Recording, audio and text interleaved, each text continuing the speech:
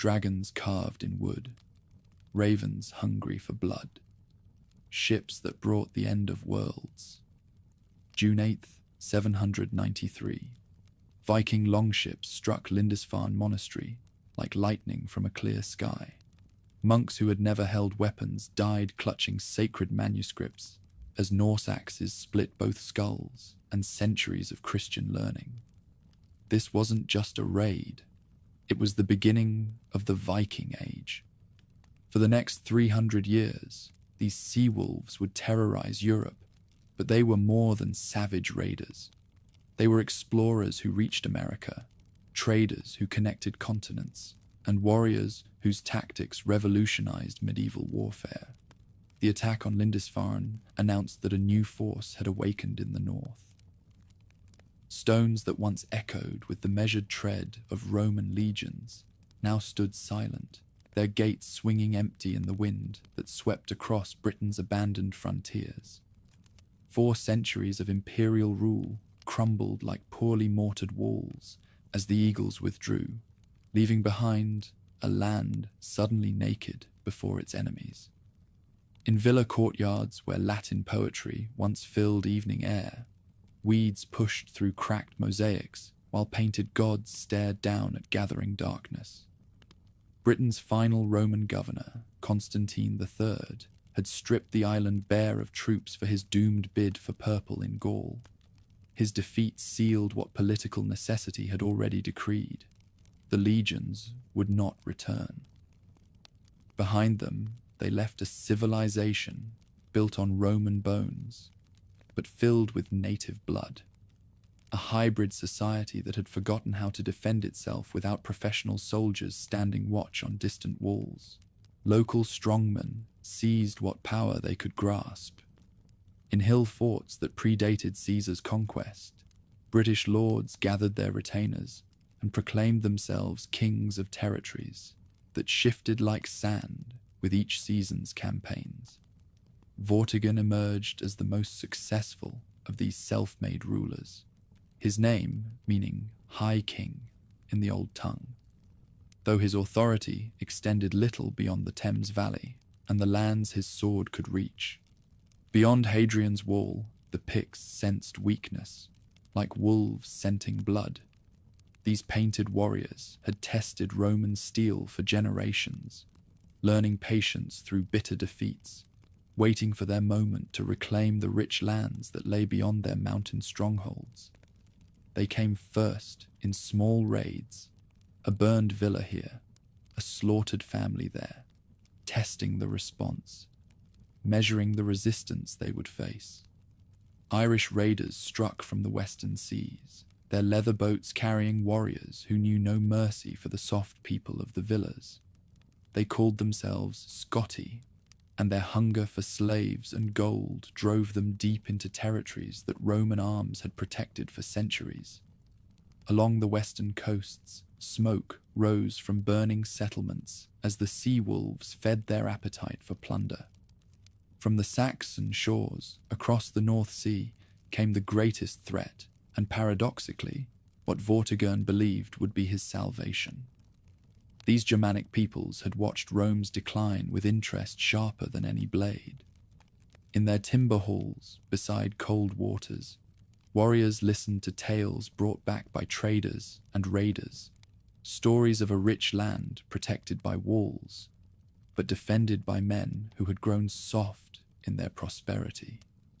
The Saxon homelands offered little comfort to ambitious warriors. Between the Elbe and the Weser, in the lands that would one day be called Old Saxony, young men looked across storm-tossed waters and dreamed of better prospects. Their fathers had served as federati in Roman armies, mercenaries who fought for gold rather than glory, learning Roman ways of war while keeping Saxon hearts. Now their sons saw opportunity where their fathers had seen only employment. Angles dwelling in the peninsula, called Angeln, faced the same hunger for expansion. Their territory, squeezed between Danes and Jutes, could barely support the warriors their proud bloodlines produced. Across the waters lay Britain, fertile, rich, and apparently defenseless. The stories grew more tempting with each telling. Fields that stretched to the horizon, cattle fat as seals, silver hoarded in villa strongrooms waiting for bold hands to claim it. Jutes from the storm-lashed peninsula north of the Angles added their voices to the growing chorus of interest in British affairs. These sea-wolves had raided Roman coasts for generations, but now they heard whispers of something better than mere plunder. Land grants, permanent settlements, the chance to carve kingdoms from foreign soil, rather than merely fill their ships with loot. Vortigern's invitation to these fierce peoples would echo through centuries, like a bell tolling doom. Faced with Pictish raids that grew bolder by the season, and Irish attacks that threatened to carve permanent footholds in his territory, he chose the path that seemed most practical. Hire Saxon warriors to fight Germanic wars. Use barbarian steel to protect British civilization. Such arrangements had precedent in Roman practice. Hengist and Horsa, two Saxon brothers whose names meant stallion and horse, would lead a warband to Britain in exchange for land grants in Kent. Their warriors would serve as foederati, just as their fathers had served Rome, fighting against the Picts while receiving regular payments and the right to settle in assigned territories. It was an old Roman solution to an eternal problem. Let barbarians fight barbarians, while civilized men counted the cost. Hengist proved as cunning as his namesake was swift. A warrior in his prime, scarred by battles against Frisian rivals and Danish raiders, he understood that this invitation offered more than mere mercenary service. Where Roman commanders had hired Saxon bands for specific campaigns, Vortigern was offering permanent settlement, a foothold that could become a foundation for something far greater than either party initially envisioned. 3 ships carved with dragon heads rode the spring tides toward the white cliffs of Britain. In their holds, alongside weapons and armor, the Saxon peoples carried seeds for crops that would grow in foreign soil, tools for building halls that would shelter Saxon children, and dreams that stretched far beyond their original compact with the British king. Women came too, though in smaller numbers, wives for the war leaders, daughters who would bind Saxon blood to British earth. Thanet received the first Saxon settlement, an island in the mouth of the Thames that offered both security and strategic position. Here, Hengist established his hall, a timber building that followed Saxon patterns, but used British materials, creating something neither fully Germanic nor entirely foreign. His spearmen built smaller dwellings around their lord's hall, creating a community that would serve as a model for thousands of settlements to come. This bargain worked at first. Saxon spears turned back Pictish raiders with a ferocity that surprised both friend and foe. These Germanic fighters fought with a personal intensity that Roman-trained troops had rarely matched, each man bound to his war leader by oaths that death alone could break. Their success against the Picts convinced Vortigern that his strategy was sound. Let the barbarians bleed for British prosperity. Hengist's ambitions grew with his understanding of native weakness. Through careful observation and frequent contact with local Britons, he learned that the High King's authority was far more limited than it initially appeared. The ruler commanded personal loyalty in his own territories, but beyond them, his word carried little weight. Local lords ruled as they pleased. Roman cities governed themselves through declining councils, and vast territories answered to no authority more substantial than local custom. Messages began flowing across the North Sea to Germanic territories. Hengist's reports painted these lands as ripe for conquest. Rich in resources, divided in governance, defended by men who preferred negotiation to battle. The The response came in waves of long ships that rode the summer tides, each carrying fighters eager for land and loot, women ready to make homes in foreign soil, children who would grow up calling these territories their ancestral homeland. Germanic settlements sprouted along the eastern coasts like flowers after rain. In East Anglia, Anglo fighters established communities that would give their name to an entire region. Essex, Sussex, and Middlesex marked the territories where tribal spears carved out kingdoms from Romano-British estates. Each settlement followed the same pattern, a warband claiming land in the name of their chief, building halls that declared their presence, establishing farms that would feed their children. Such transformations went deeper than mere settlement. In their homeland forests, these Germanic peoples had lived in timber halls, surrounded by smaller buildings that housed extended families, servants, and craftsmen. This pattern reproduced itself across eastern territories, creating communities that functioned according to tribal law and custom while occupying Romano-British land. Villa courtyards became farmyards, mosaic floors disappeared under rushes, and hypercaust heating gave way to central hearths that warmed halls filled with Germanic voices. Not all encounters between native and newcomer ended in blood. Many Romano-British landowners, faced with Germanic neighbors who controlled the military balance, chose accommodation over confrontation. Marriage alliances bound tribal war leaders to local estates, creating hybrid families that bridged two cultures while belonging fully to neither. These unions produced children who would grow up speaking both tongues, understanding both traditions, serving as bridges across the cultural divide that widened with each passing season. Vortigern's realization that he had invited conquest rather than merely employment came too late for effective response. By the time Germanic intentions became clear, Hengist commanded enough spearmen to defend his gains, while his kinsmen continued arriving from across the sea. The High King found himself facing not hired soldiers, but permanent neighbors who grew stronger with each ship that crossed the waters. Breaking point came when he attempted to limit Germanic expansion beyond their original grants. Hengist's response demonstrated how thoroughly the balance of power had shifted. He would take what his followers needed, with or without native permission. The massacre at the peace conference, where Germanic Saxons cut down local nobles who came expecting negotiation, announced that the age of accommodation had ended and the time of conquest had begun. Battle followed battle as Germanic ambitions clashed with native resistance. At Aylesford, Horsa fell beneath local spears, but his death only strengthened tribal resolve to claim permanent holdings in these lands. Crayford saw Hengist's followers break Romano-British resistance so thoroughly that Kent became effectively Germanic territory. Its local elite fled or dead, its lands divided among tribal settlers according to their own customs and laws. Cerdic landed on the southern coast with ships full of West Germanic fighters, his eyes fixed on the rich territories beyond the South Downs.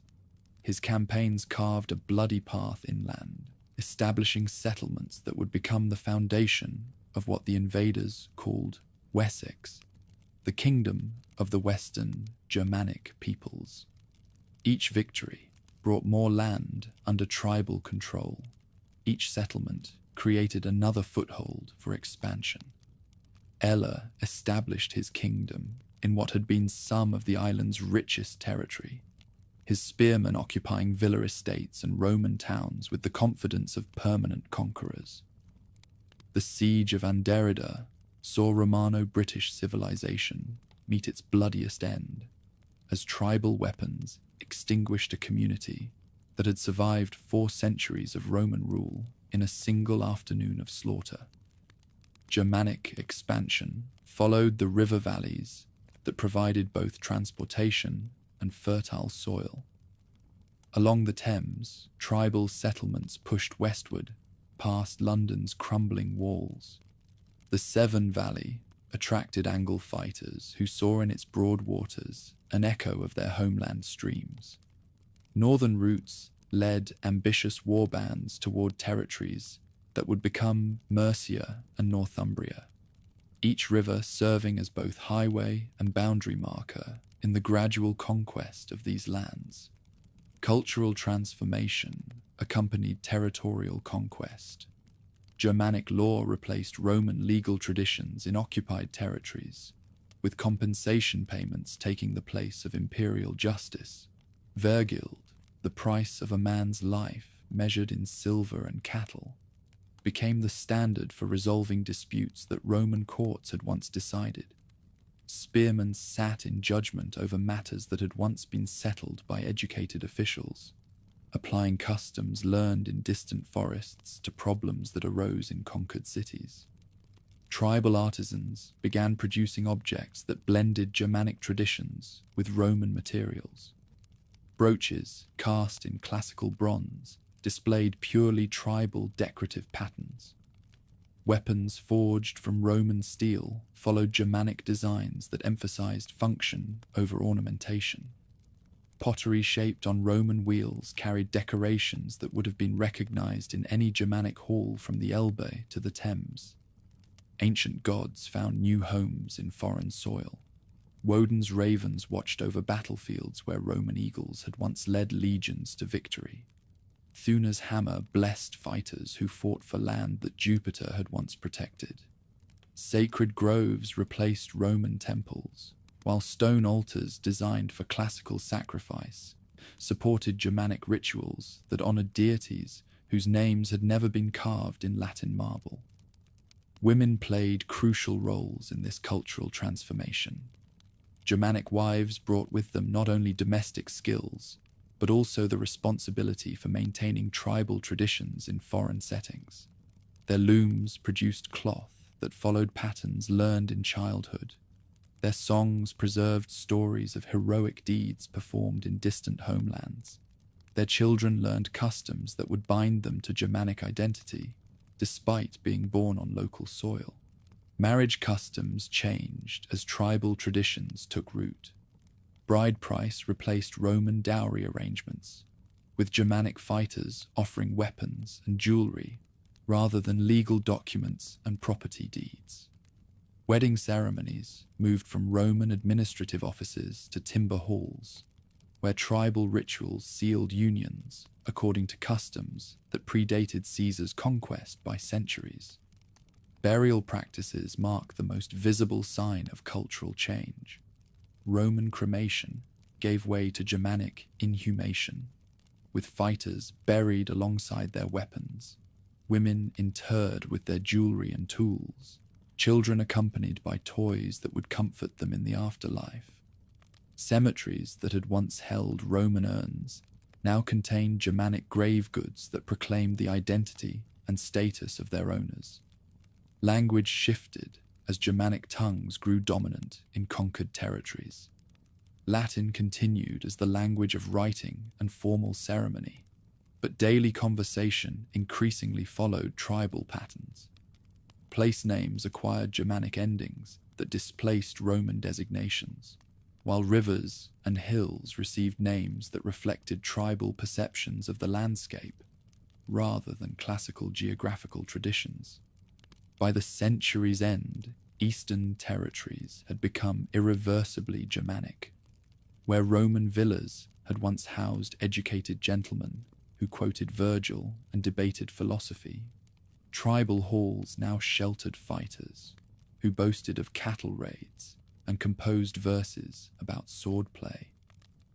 The transformation was complete enough that visitors from Gaul would have found more familiar customs among the unconquered inhabitants of Wales and Cornwall than among the Germanic settlers who now called themselves the rightful owners of territories their grandfathers had known only through raiders' tales. Such conquest created something new rather than merely destroying something old. This emerging synthesis was neither purely Germanic nor simply Roman territory under new management, but a unique creation that would develop its own character over the coming centuries. The seeds of future kingdoms lay in these earliest settlements, while the cultural mixing that began with conquest would eventually produce traditions that belonged fully to neither Germanic homeland nor Roman past. Ships continued crossing from the tribal territories, but now they carried colonists rather than conquerors, families seeking land among kinsmen rather than fighters pursuing glory in foreign battles. The Great Migration was entering its second phase, transforming from military adventure into permanent settlement, from raiding expedition into the foundation of nations that would endure for centuries to come.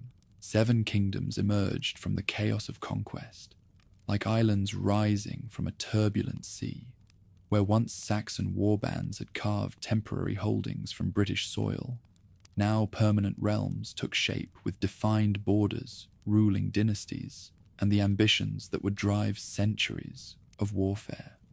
Each ruler claimed descent from Woden himself, transforming raiding chieftains into kings whose bloodlines supposedly stretched back to the gods. Kent stood first among these nascent powers, Hengist's legacy grown into a kingdom that controlled the crucial crossing between the continent and Britain.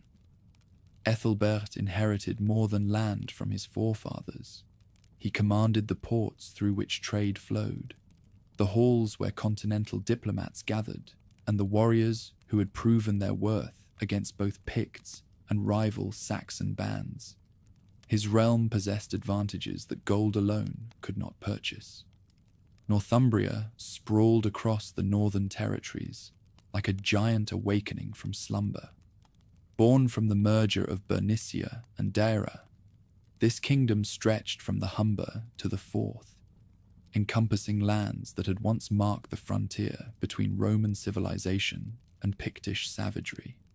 Ida the Flamebearer had established his stronghold at Bamberg, perched on coastal cliffs that commanded both sea approaches and the Great North Road.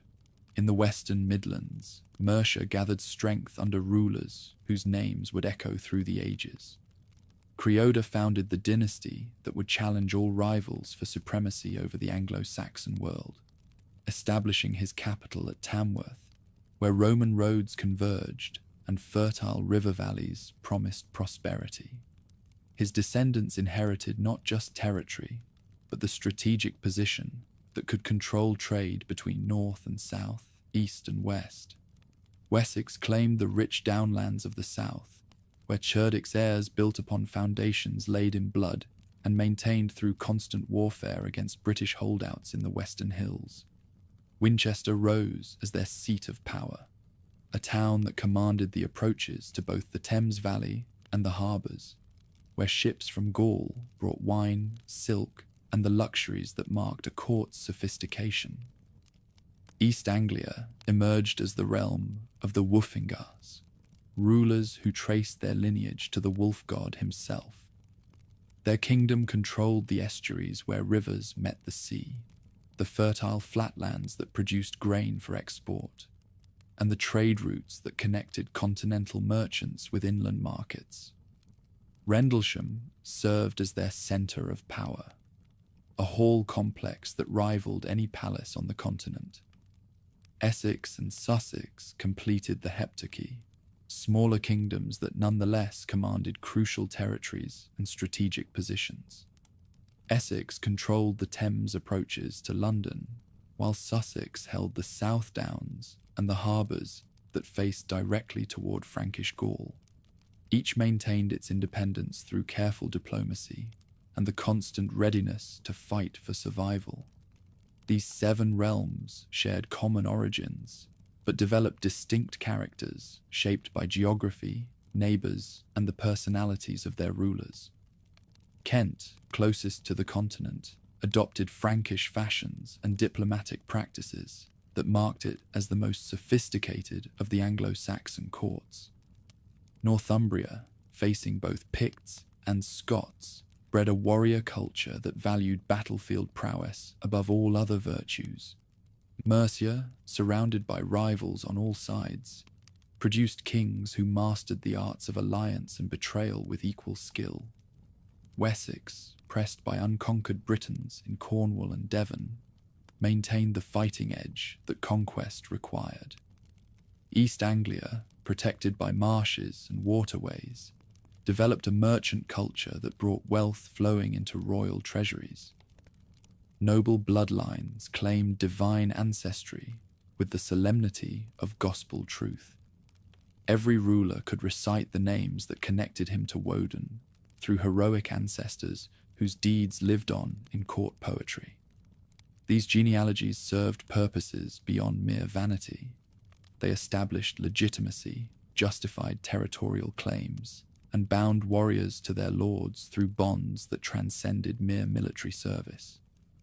Ida claimed descent through Ingwi from the war god himself, a lineage that his sons and grandsons wielded like weapons in their struggles for supremacy over northern Britain.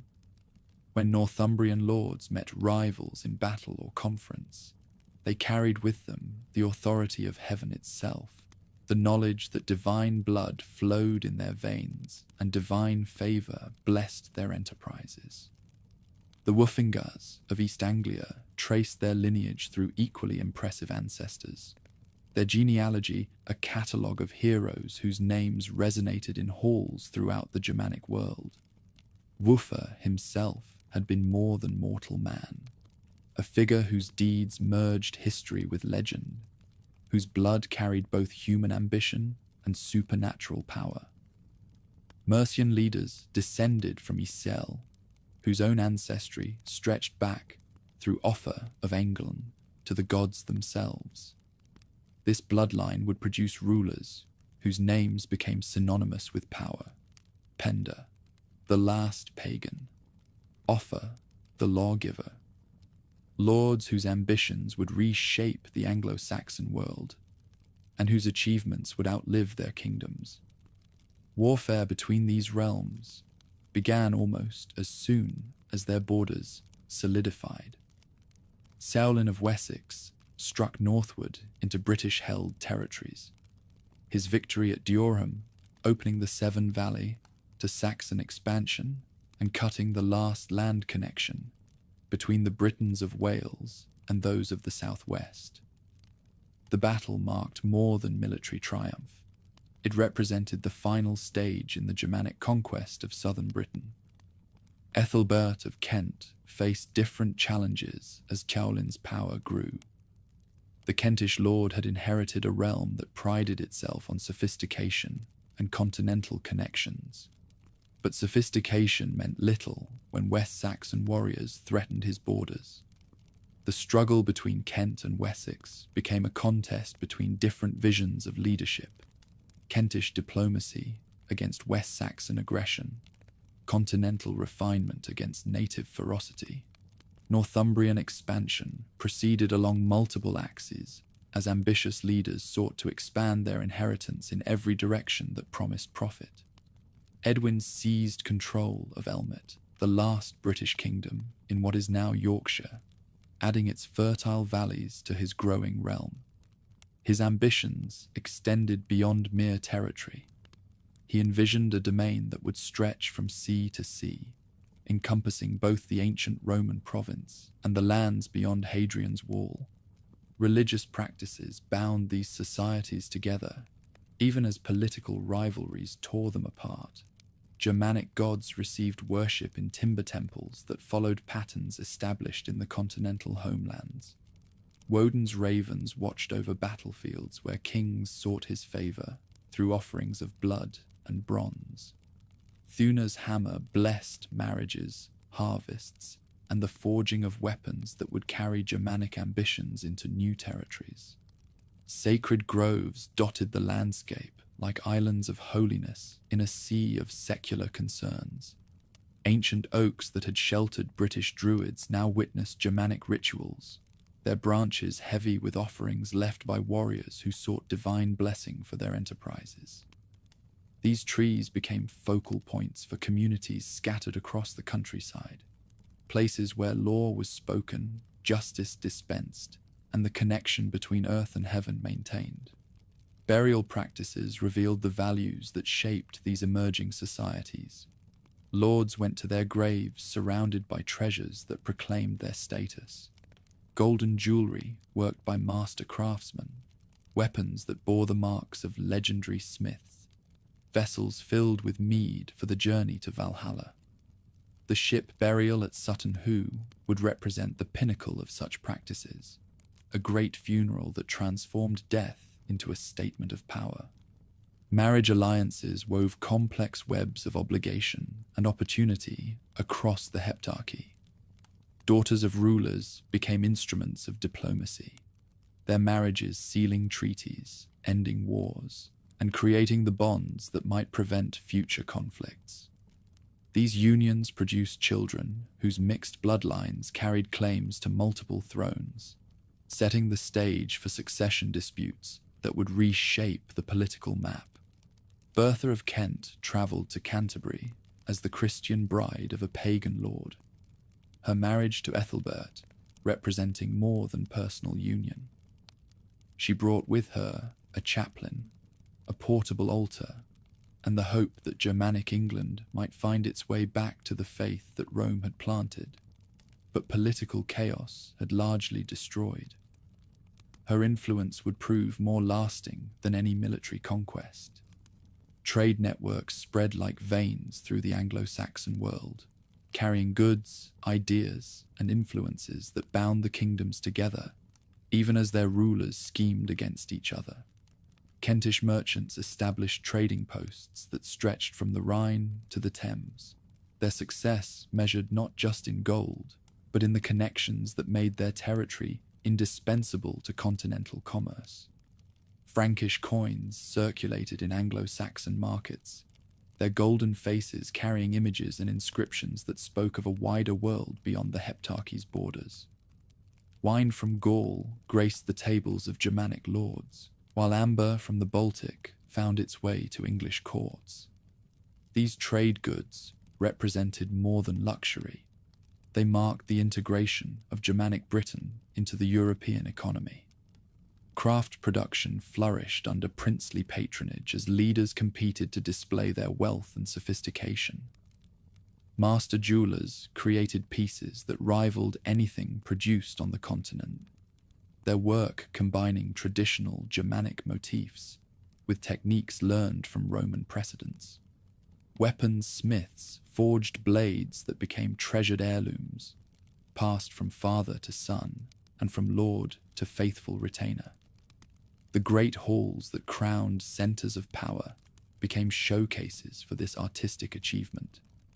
Tapestries worked in silk and gold thread depicted the deeds of ancient heroes, while carved columns supported roofs that soared higher than any structure built in Britain since Roman times. These buildings served purposes beyond mere shelter.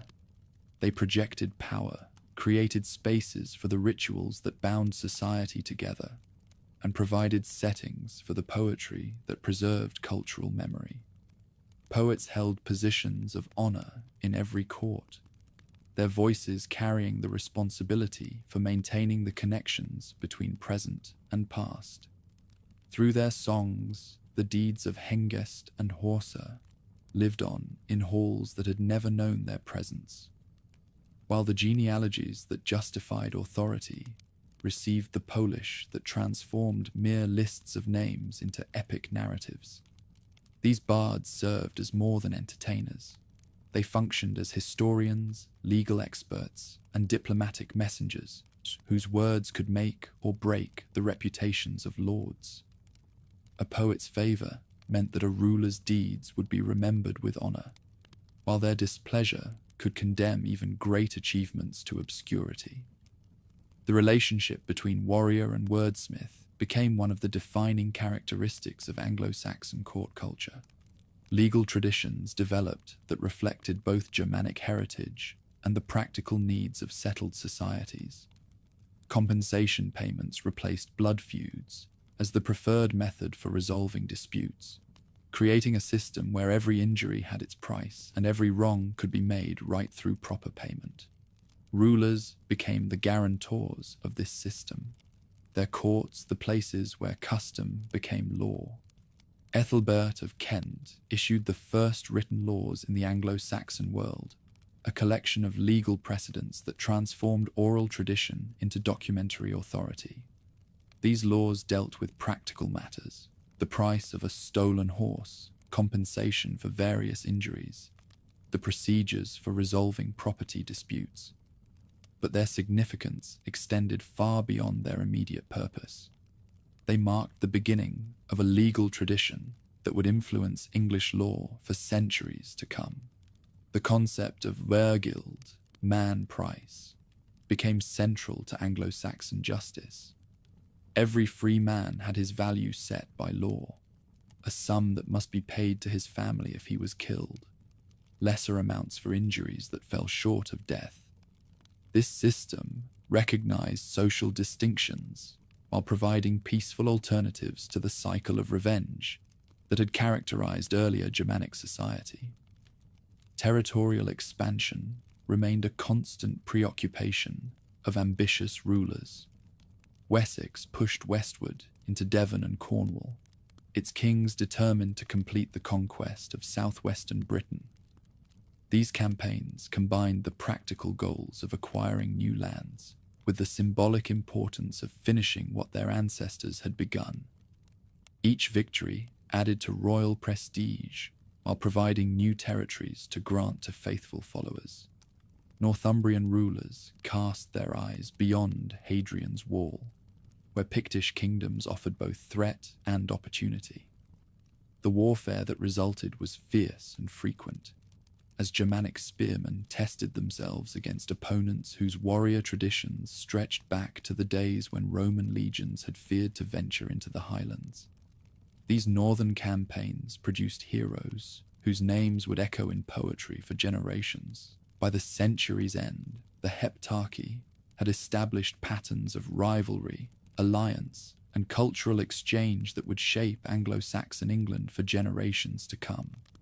7 kingdoms had emerged from the chaos of conquest, each developing its own character while remaining bound to its neighbours through ties of blood, trade, and shared heritage. The stage was set for the struggles that would eventually reduce 7 kingdoms to 1, creating the England that would face new challenges from across the sea.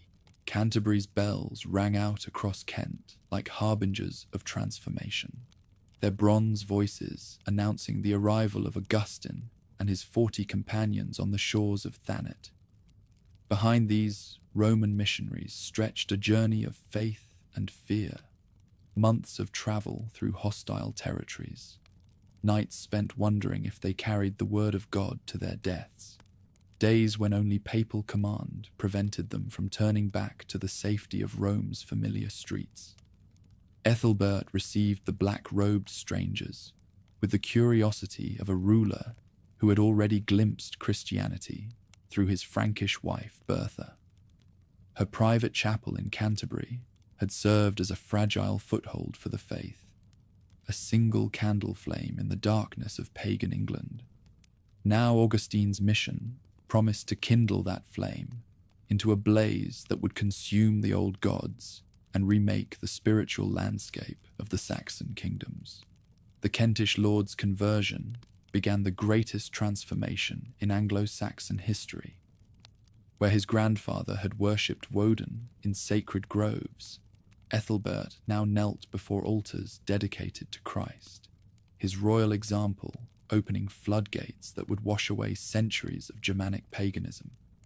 Christmas Day in the year 597 saw thousands of his subjects baptized in Canterbury's rivers, their emergence from the waters marking rebirth for individuals and the kingdom alike. Augustine established his archiepiscopal see in Canterbury, transforming Ethelbert's capital into the spiritual heart of English Christianity. Stone churches rose where timber temples had stood, their Roman architecture speaking of permanence and divine authority that temporary structures could never convey. The mission brought more than faith. It carried literacy, learning, and connections to a wider Christian world that stretched from Ireland to Jerusalem. Paulinus carried the gospel northward to Edwin's court at York, his tall figure and gaunt face marking him as a man consumed by holy purpose. The Northumbrian ruler faced a decision that would echo through generations. Abandon the gods who had blessed his victories for a deity whose power remained unproven in battle. His hesitation reflected not cowardice, but wisdom. For kings who chose wrongly in matters of divine favor often found their thrones swept away by rivals blessed with better judgment. Edwin's council met in solemn session to debate this momentous choice. Warriors who had followed the old ways since childhood listened as Paulinus spoke of eternal salvation and divine judgment. The debate that followed would become legendary, crystallized in the words of an unnamed counselor whose metaphor captured the human condition with startling clarity. "O King, the present life of men on earth," the advisor declared, "seems to me like the swift flight of a sparrow through the hall where you sit at dinner on a winter's day. Inside there is a comforting fire to warm the room, but outside the winter storms rage.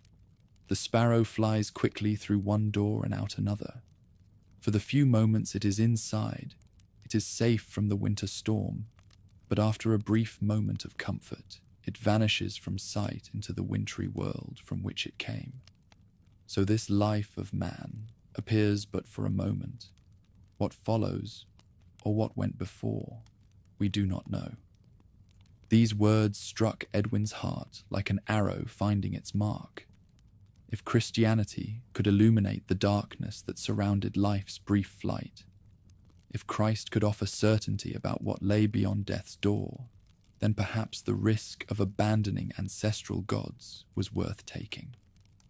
On Easter Sunday, 627, Edwin descended into York's baptismal waters, carrying with him the allegiance of Northumbria's warriors and the hopes of missionaries throughout the Saxon lands.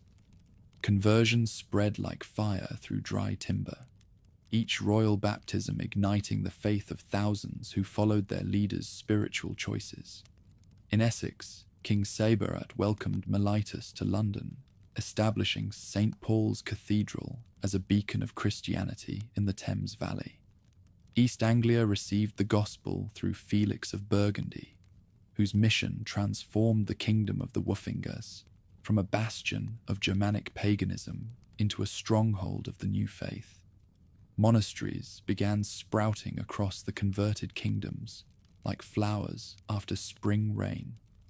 Lindisfarne rose on its tidal island, a beacon of Celtic Christianity that would illuminate northern England for centuries.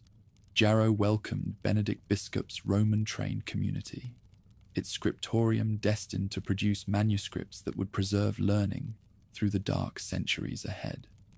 Whitby emerged as a double monastery, where Abbess Hild would guide both monks and nuns in the pursuit of holiness and scholarship. These religious houses served purposes that extended far beyond prayer and contemplation. In their scriptoriums, monks labored over manuscripts that preserved not just Christian texts, but classical learning that might otherwise have vanished forever. Their libraries became repositories of knowledge that drew scholars from across Europe, while their schools educated the clerks and administrators that emerging kingdoms desperately needed.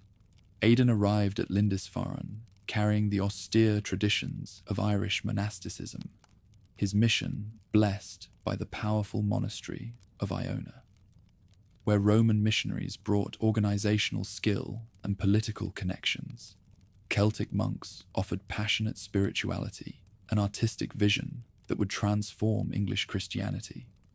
The meeting of these two traditions created tensions that would ultimately require resolution at the highest levels. The Synod of Whitby in 664 marked the decisive moment when English Christianity chose between competing visions of the faith. Oswiu of Northumbria presided over debates that seemed to concern arcane matters of calendar calculation and monastic tonsure, but actually determined whether English Christianity would align itself with Rome or Celtic tradition. The stakes extended beyond mere ritual. They encompassed authority, orthodoxy, and England's place in the broader Christian world. Coleman spoke for the Celtic party with the eloquence of a man defending not just practice, but identity. His monks followed traditions established by Columba and confirmed by miracles that all could witness. Their Easter calculations derived from methods blessed by apostolic authority. Their tonsure reflected the humility that Christ himself had demonstrated. Why abandon ways that had produced saints and scholars for Roman innovations that offered no clear spiritual advantage? Wilfrid answered for Rome with arguments that carried the weight of universal authority. Peter held the keys to heaven, and Peter's successors in Rome spoke with divine sanction that no local tradition could override. The Roman Easter united Christians throughout the world in common celebration, while Celtic calculations divided the church and confused the faithful. England could not remain an island apart from Catholic Christendom if it hoped to claim a place among Christian nations. Oswiu's decision in favor of Roman usage settled more than liturgical disputes. By choosing Rome over Celtic tradition, he aligned English Christianity with the universal church and opened doors to continental influence that would reshape Anglo Saxon culture.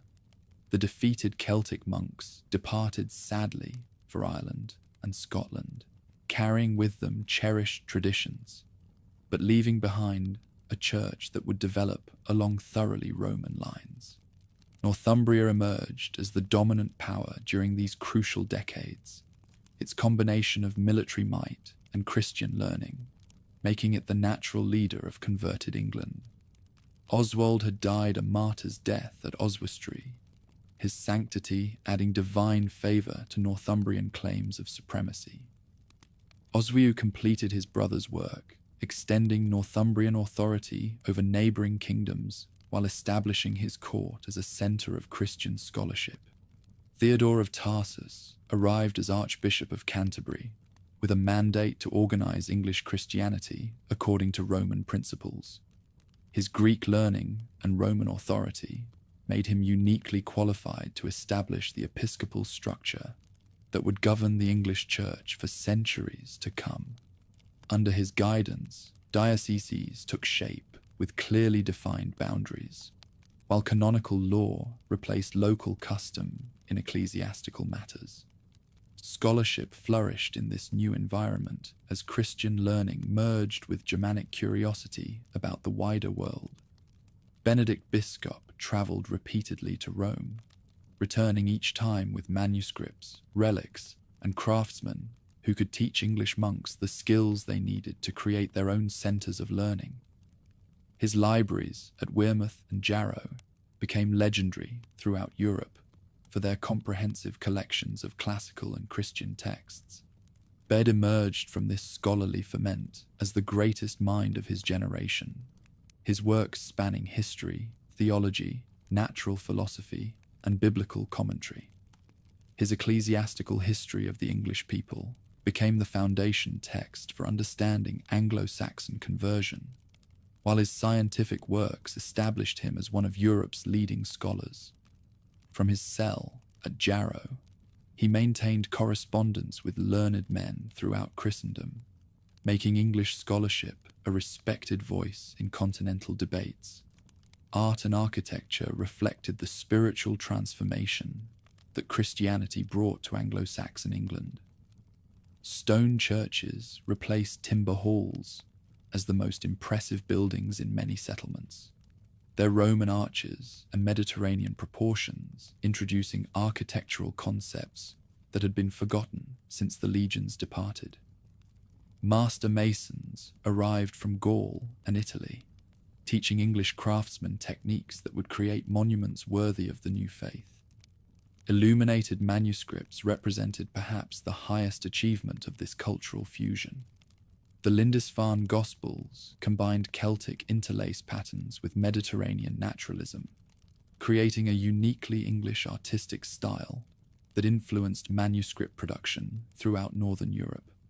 Gold and silver gleamed from vellum pages, while precious pigments brought color and life to sacred texts, transforming scripture into visual as well as spiritual revelation. Crosses began marking the landscape as permanent monuments to Christian victory over paganism. These stone pillars, carved with intricate patterns and biblical scenes, proclaimed the faith's triumph while serving as focal points for communities scattered across rural territories. The great crosses at Ruthwell and Bewcastle would become masterpieces of Anglo Saxon sculpture, their carved verses among the earliest English poetry to survive in written form. Young nobles arrived at York's Cathedral School, carrying nothing but their father's ambitions and their own hunger for knowledge. Here they learned Latin grammar from manuscripts copied in distant scriptoriums, practiced rhetoric that would serve them in royal courts, and studied mathematics that revealed the divine order underlying creation. Alcuin emerged from these halls to become Charlemagne's chief educator, carrying Anglo-Saxon learning to the heart of the Frankish Empire. Hild of Whitby commanded both monks and nuns with the authority of an abbess, whose wisdom drew pilgrims from across the known world. In her double monastery, noble daughters found power that surpassed what marriage could offer, while common-born women rose to positions of influence through scholarship and sanctity. When she died, 5 future bishops mourned at her funeral, testament to the leaders she had shaped through decades of spiritual guidance. Willibrord sailed from Northumbria's ports carrying more than the gospel. He bore Anglo-Saxon ambitions wrapped in missionary purpose. His success among the Frisians established English influence along the continental coastline, while his letters home brought continental learning to English monasteries. Boniface followed his example, leading English missionaries deep into German forests, where Woden's altars still received blood sacrifices from unconverted tribes. Pilgrims streamed along the roads to Rome, their staffs and scripts marking them as travelers on sacred business. These journeys created fortunes for innkeepers and guides, while returning pilgrims brought Roman fashions, continental manuscripts, and news from distant lands. Archbishop Theodore's own journey from Tarsus to Canterbury had established patterns that thousands would follow, each trip strengthening the bonds that linked English churches to the wider world of faith. Marriage alliances now required careful consideration of religious compatibility alongside political advantage. When Ethelbert of East Anglia sought a bride for his son, he looked first to households where the new faith had taken deep root, understanding that mixed marriages between believer and pagan bred the conflicts that could tear kingdoms apart. Diplomatic correspondence increasingly opened with prayers and closed with blessings, assuming shared beliefs that transcended tribal boundaries. Oaths sworn on sacred relics carried weight that mere words could never achieve. In Canterbury's courts, men placed their hands on bones of martyrs while speaking truth, knowing that perjury before such witnesses would bring divine punishment swift as lightning. Church courts claimed authority over marriage disputes and moral offences, creating parallel systems of justice that competed with secular law while claiming higher sanction for their judgments. By the century's end, Christianity had transformed Anglo-Saxon England beyond recognition. Where pagan warriors had once gathered in timber halls to hear songs of ancestral heroes, Christian communities now assembled in stone churches to celebrate the Eucharist and hear sermons on eternal salvation. The conversion was more than religious. It was cultural, intellectual, and political transformation that positioned England to play a leading role in medieval European civilization. The stage was set for the great achievements of the 8th century, when Anglo-Saxon Christianity would reach its golden age under leaders like Alcuin of York, and the scholarly communities that had grown from Augustine's initial mission. The seeds of conversion had produced a harvest that would nourish European learning through the darkest periods ahead, while the institutional structures created during these crucial decades would provide stability through centuries of political upheaval. The river Winwed bore witness as Penda of Mercia fell beneath Northumbrian spears, his last stand bringing one era to a close and another to life. The last great pagan ruler fell fighting the men who served the Christ he had refused to acknowledge, his death clearing the way for a new kind of power that would emerge from the heartlands of Middle England. Wulfhere inherited more than his father's throne. He claimed the ambitions that had driven Penda's wars, and the strategic vision that recognized Mercia's natural advantages. Where Penda had wielded sword and spear to carve supremacy from rival realms, his son understood that lasting dominance required subtler tools.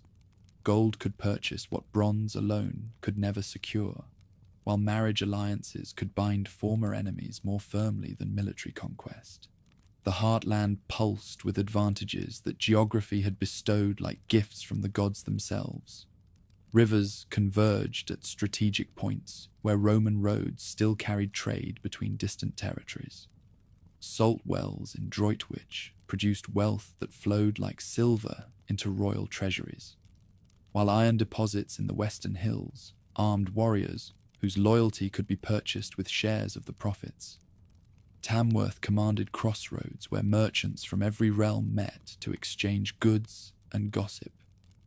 Ethelbald seized the throne through methods that chroniclers preferred not to record in detail, his path to power paved with the bodies of rivals who had underestimated his ruthlessness. Once established at Tamworth, he revealed ambitions that stretched far beyond mere survival. His charters would eventually style him Rex Britannia, south of the Humber, a title that acknowledged no equal among his contemporaries and recognized no authority above his own save God's. London submitted to his authority without the siege that many expected, its merchants calculating that profitable submission served their interests better than heroic resistance.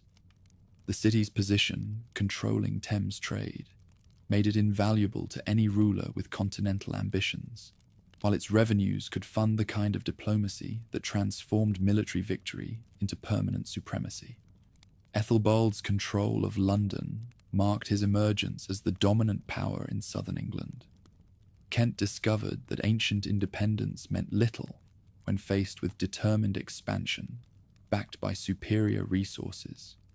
The realm that had welcomed Augustine and given laws to the Anglo-Saxon world found itself reduced to dependency, its rulers permitted to reign only as long as they acknowledged their subservience to Tamworth. The humiliation cut deeply into Kentish pride, but resistance would have brought total annexation rather than mere submission.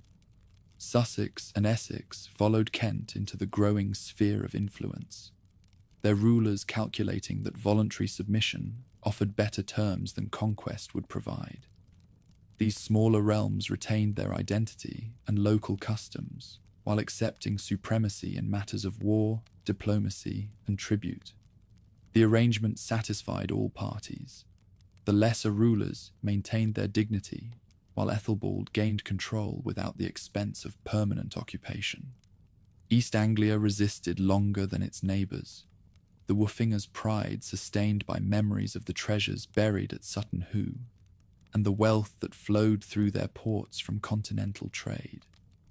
Their resistance ended not in glorious battle, but in negotiated surrender, their ambassadors discovering that gold could purchase Frankish neutrality and leave the East Anglian realm isolated beyond hope of effective support. The great ruler's accession transformed ambitions from regional dominance into something approaching imperial vision.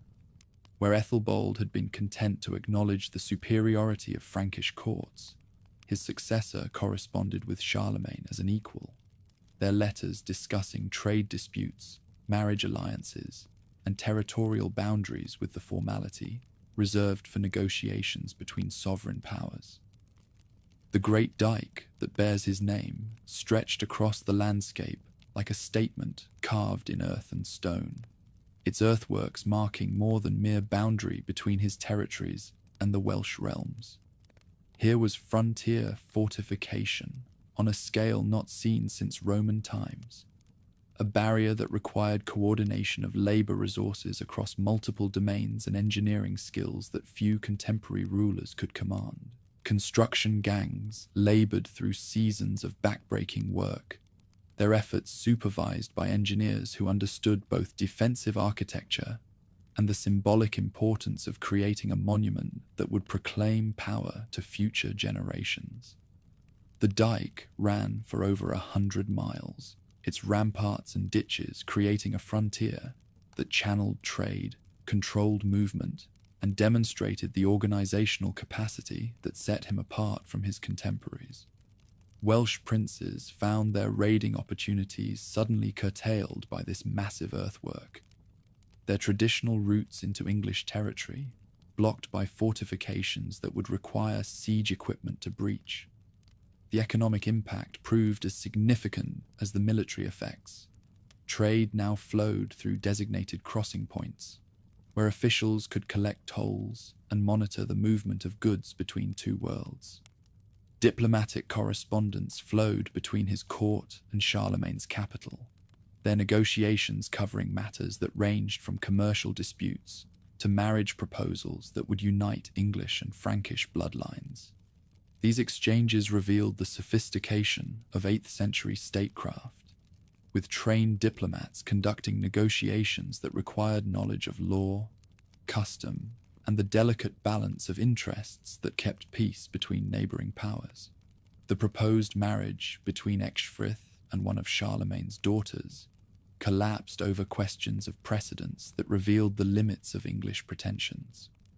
When the great ruler demanded that his daughter receive equal consideration as a bride for Charlemagne's son, the Frankish emperor's refusal demonstrated that continental powers still viewed Anglo Saxon leaders as provincial kinglets rather than true equals. Trade disputes followed diplomatic failures, as English ports closed to Frankish merchants in retaliation for perceived slights. The economic warfare that resulted caused hardship on both sides of the Channel, proving that commercial interdependence had progressed to the point where political disputes could no longer be separated from economic consequences. Eventually, practical necessity forced both rulers to resume normal relations despite their personal animosity. Monetary reform marked another aspect of imperial ambitions, silver pennies replacing the diverse coinages that had circulated throughout Anglo-Saxon England. These coins bore royal images and titles in imitation of Roman imperial practice, while their consistent weight and purity facilitated trade throughout the territories. The economic integration that resulted from monetary standardization strengthened central control more effectively than military occupation could have achieved. Papal relations reached new heights of complexity during this reign as the ambitious ruler sought to establish an archbishopric at Lichfield that would free local churches from Canterbury's authority. His success in obtaining papal approval for this innovation demonstrated the reach of his influence, while the bitter opposition it generated among Kentish clergy revealed the religious dimensions of political rivalry. Lichfield's brief period as an archbishopric allowed the coronation of Ecgfrith as co-ruler in ceremonies that emphasized independence from traditional ecclesiastical authority. The young prince's coronation followed Frankish models that stressed divine sanction for secular power, creating precedents that would influence royal ideology throughout the Anglo-Saxon period. Ecgfrith's death within months of his coronation shattered dynastic plans and exposed the fragility of personal rule in an age when authority depended entirely on the character and capacity of individual rulers. The succession crisis that followed demonstrated that even the most successful Anglo Saxon realms remained vulnerable to the biological lottery that determined which sons would survive to inherit their father's ambitions. Learning flourished under royal patronage as the court attracted scholars whose skills served both practical and propaganda purposes. Charters produced by scribes displayed calligraphy that rivaled anything created in contemporary Frankish scriptoriums, while the legal documents they recorded demonstrated administrative sophistication that few European courts could match. The tribal hidage, a document that listed the tribute obligations of various peoples within the sphere of influence, revealed the extent of central control while providing insights into the administrative methods that sustained such extensive dominion. This text named territories from the Humber to the Thames, assessing their capacity to provide warriors and tribute according to calculations that reflected both ancient custom and contemporary political reality. Artistic production reached new heights as workshops produced luxury goods that competed successfully with continental imports. Jewelry excavated from 8th century sites displays technical mastery and aesthetic sophistication that contradicted any assumption of Anglo-Saxon cultural inferiority, while architectural remains from churches demonstrate ambitions that matched the finest contemporary buildings in Frankish Gaul. Regional administration developed to manage territories that stretched far beyond the traditional boundaries of settlement. Ealdormen exercised vice-regal authority in distant provinces, their power derived from appointment rather than hereditary right. Their loyalty maintained through rewards that included both treasure and the prestige that came from association with successful expansion. Military organization evolved to meet the challenges of ruling diverse populations across extensive territories. The traditional warband system that had served earlier rulers expanded into something approaching professional administration, with specialists in law, finance, and diplomacy, supporting the warriors who remained the ultimate guarantors of authority. Succession arrangements reflected the tension between Germanic tradition and the stability requirements of complex government. While custom demanded that blood determine eligibility for the throne, practical necessity favored succession plans that prevented civil war between rival claimants. The attempts to secure Ecgfrith's inheritance demonstrated both the importance of dynastic continuity and the difficulties of achieving it. The network of estates that supported government stretched across multiple realms, their revenues flowing into central treasuries that funded the administration, diplomacy, and military activities that maintained supremacy over subordinate rulers. These estates represented more than economic resources. They served as symbols of authority and bases for the officials who represented power in distant territories. Rhodri the Great received news of English expansion with the grim satisfaction of a man who had expected treachery from his neighbours. The Welsh prince commanded warriors who remembered every slight, every burned village, every cattle raid that had marked the long struggle between Celt and Saxon. When his spies reported movement along the Great Dyke, he gathered his spearmen in the mountain strongholds that had never known foreign conquest. The clash came at Rhuddlan, where Welsh fury met English discipline in combat that lasted from dawn until the shadows grew long. Rhodri's men fought with the desperation of defenders protecting their children's inheritance, while English forces advanced with the confidence of warriors accustomed to victory. Blood soaked the earth between two peoples who shared nothing save their hatred for each other. Coenwulf inherited a realm that stretched from the Humber to the Thames, its extent marking the high tide of central English power. The new ruler faced challenges that his predecessor had never confronted. Viking ships appeared off the coast with increasing frequency, their dragon-headed prows promising the kind of warfare that would test every assumption about military supremacy. Scribes in the royal chancery labored over documents that recorded grants, confirmed boundaries, and established the legal frameworks that bound diverse populations under single authority. Their elegant Latin phrases transformed oral agreements into written law, while their careful calligraphy proclaimed the sophistication of a court that could compete with any contemporary centre of learning. Egbert of Wessex watched these developments from his exile in Charlemagne's court, his eyes fixed on the inheritance that civil war had stolen from him.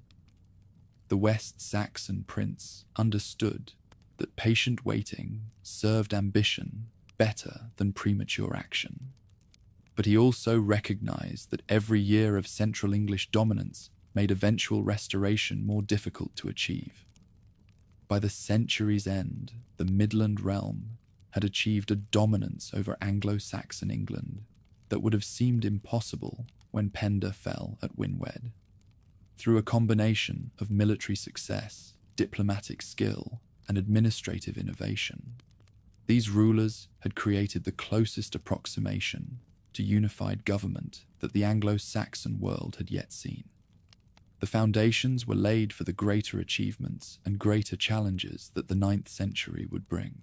Fire consumed the monastery of Lindisfarne as dragon-headed ships retreated into the summer darkness, their holds heavy with gold torn from altar screens and silver stripped from reliquaries.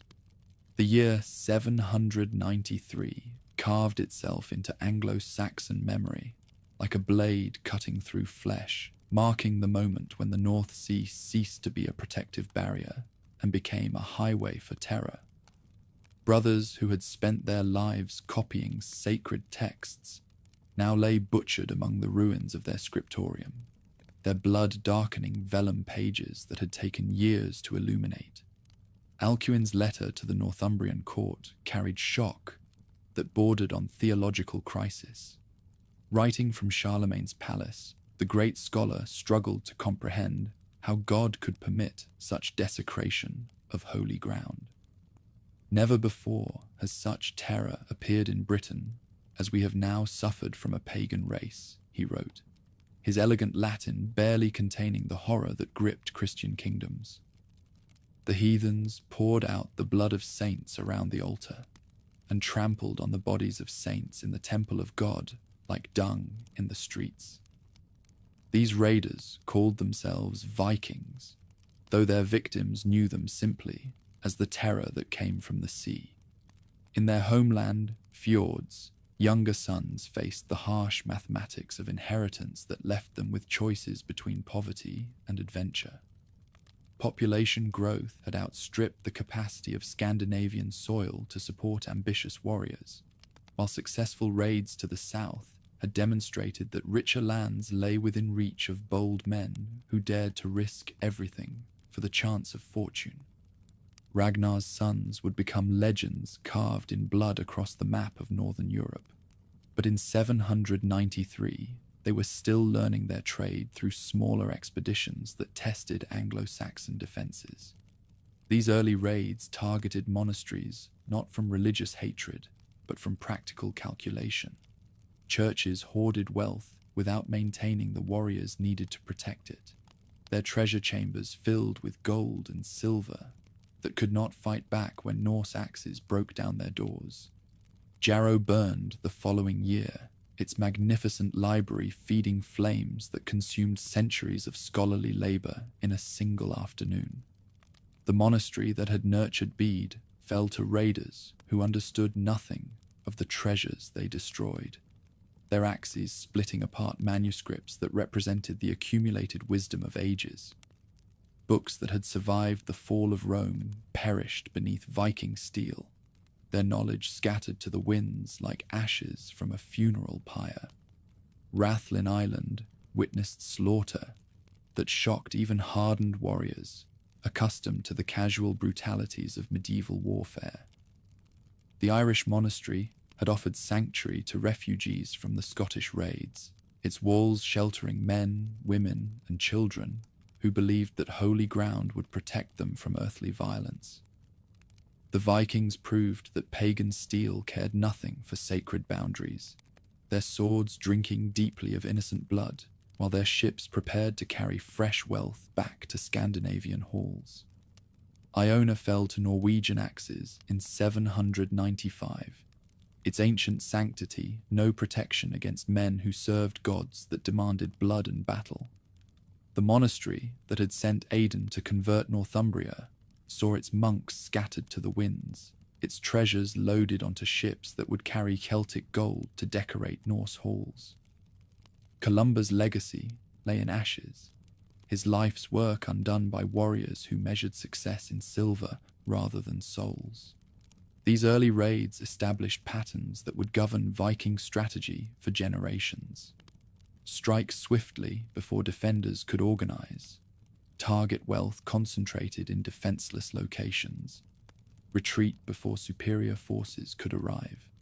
The tactics worked because Anglo Saxon military organization had evolved to fight other Anglo Saxon armies, not seaborne raiders who could appear without warning and vanish before pursuit could organize. Beorhtric of Wessex discovered the limitations of traditional defense when 3 Norwegian ships appeared off the Dorset coast in 789. His reeve at Portland rowed out to greet what he assumed were merchants seeking permission to trade, only to meet his death beneath Viking weapons that honored no law save strength. The raiders departed with their holds full of plunder and their confidence confirmed. These wealthy kingdoms could be raided with impunity.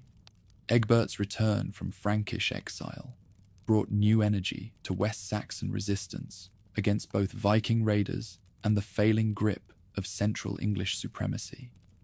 His years at Charlemagne's court had taught him continental methods of warfare and diplomacy, while his burning desire for revenge against the rulers who had driven him from his inheritance provided motivation sharper than any blade. At Ellendun, he shattered the army that had maintained hegemony over southern England, his victory announcing that the balance of power was shifting once again. Kent, Sussex, and Essex threw off allegiance to Tamworth with the enthusiasm of vassals who had long chafed under foreign domination. Their submission to Egbert marked more than political realignment. It represented the emergence of Wessex as the leading power among the southern realms, the one force capable of organizing effective resistance against the growing Norse threat. Raids intensified throughout the 830s, as Scandinavian fighters grew bolder with success, and more desperate as population pressure increased in their homelands. No coast remained safe from their depredations, no monastery secure from their greed. They struck at Sheppey, carried off loot from Canterbury's suburbs, and sailed up rivers that had never known foreign keels to burn settlements that had considered themselves beyond the reach of seaborne attack. The great army that chroniclers would call the Great Heathen Host assembled in Danish harbours during the winter of 864 to 865, its ships gathering like wolves before a hunt. Ivar the Boneless commanded respect that transcended his physical limitations, his strategic genius more than compensating for the brittle bones that made him unable to walk without assistance. Halfdan Whiteshirt brought the fury of a warrior whose reputation for battlefield prowess had spread throughout the Norse world. Ubba carried axes that thirsted for Anglo-Saxon blood, and ambitions that reached far beyond mere raiding. These were no longer raiders seeking quick profit, but conquerors planning permanent settlement. Their army numbered in thousands rather than hundreds, its supply trains prepared for sustained campaigning rather than swift strikes. Horses waited in their ships to carry Norse fighters deep into enemy territory, while siege equipment demonstrated that they intended to reduce fortified positions rather than merely plunder the countryside. York fell to the invaders in 866, its capture marking the effective end of Northumbrian independence. The great city that had once rivaled Canterbury as a centre of learning became the capital of a Norse realm, its churches converted to pagan temples, while its citizens learned to serve new masters whose gods demanded different sacrifices. Archbishop Wulfhere fled south with what treasures he could carry, leaving behind a diocese that would not see another Anglo-Saxon bishop for generations. Nottingham's siege revealed the coordination that bound the great army together, despite the fierce independence of its component warbands. Where earlier raiders had operated as separate groups seeking individual profit, these Norsemen moved with the discipline of a professional force directed toward common goals. Their siege techniques had been learned in campaigns against Frankish fortifications, while their tactical flexibility demonstrated that they had studied Anglo-Saxon military methods with the attention of students planning to surpass their teachers. Ella of Northumbria met his end in York's Hall, his death marking the extinction of the dynasty that had once ruled from the Humber to the Forth. The manner of his execution would become legend among the Norsemen. The blood eagle that Ivar ordered, carved into the fallen ruler's back, served as both revenge for earlier slights and warning to other leaders who might consider resistance. The message was clear: submit or share Ella's fate. Edmund of East Anglia chose martyrdom over surrender when the great army reached his territories in 869. The young ruler could have fled to Frankish exile or purchased peace through tribute, but his conscience would not permit collaboration with pagans who desecrated churches and slaughtered innocents.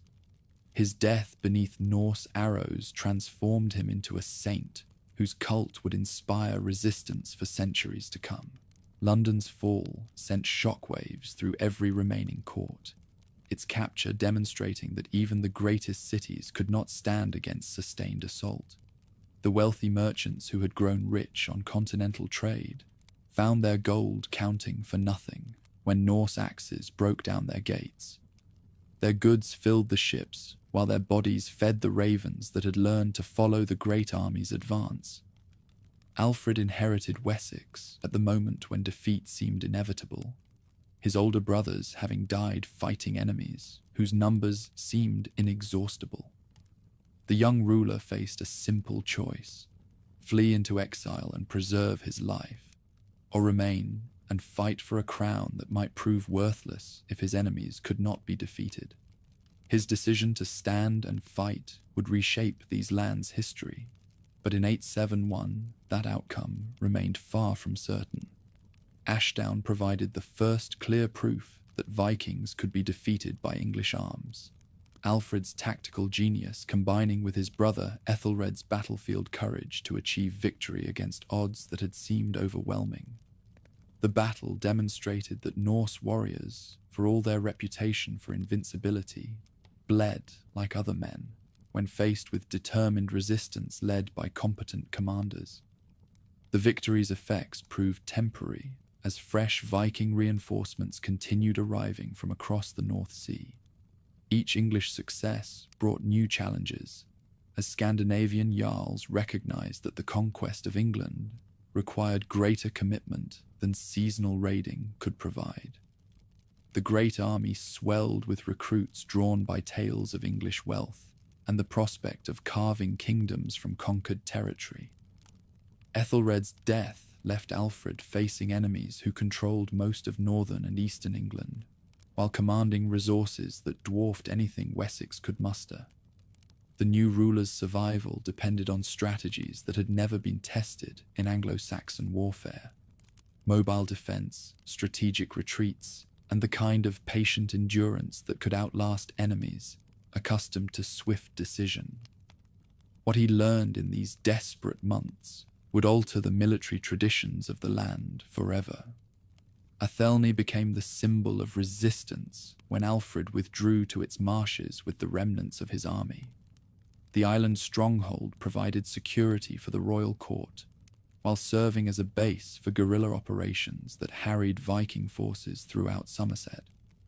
From this unlikely refuge, the last independent ruler of the land began planning the campaign that would either restore his kingdom or complete its destruction.